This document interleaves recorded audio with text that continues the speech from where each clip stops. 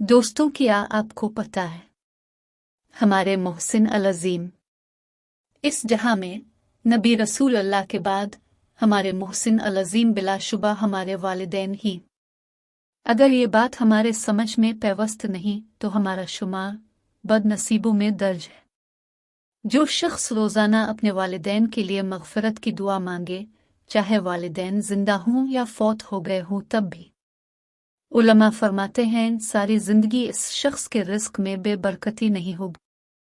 जो अपने मोहसिन की कदर न जाने और उनके एहसान को न समझ सके तो वो अल्लाह के करम को भी हासिल नहीं कर पाएगा, चाहे वो कैसे भी हों। अगर जिंदा हैं तो अपने माँ बाप को खुश रखिएगा, और अगर फौत हो गए हैं तो उनके लिए दुआओं का सिलसिला कभी भी मौकूफ न होने दीजिएगा। बगैर माँ बाप की औलाद ख्वाहिश करती है कि अगर वो जिंदा होते तो उनके साथ खाना खाते और ईद मनाते, लेकिन क्या कभी तौफीक हुई है कि उनके नाम से किसी भूखे को कुछ खुला पिला दिए जो मरहूमीन के साथ खाए पिए जैसा होगा। जैसे दोस्तों को चाय पिलाते हैं, वैसे जुमा के दिन मस्जिद में 10 रुपए अपने वालिदैन के नाम से पेटी में डाल दे तो उनकी भी रूहानी खुश हो जाएगी कि बेटे की तरफ से तोहफा आया है, जो वो आसपास की रूहों को बताते फिरने की।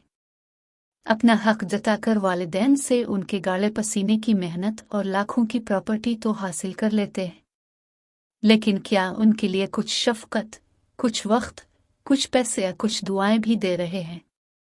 ए मेरे मौला, इन दोनों मेरे माँ बाप पर रहम फरमा, जैसा कि इन दोनों ने बचपन में मेरी परवरिश की।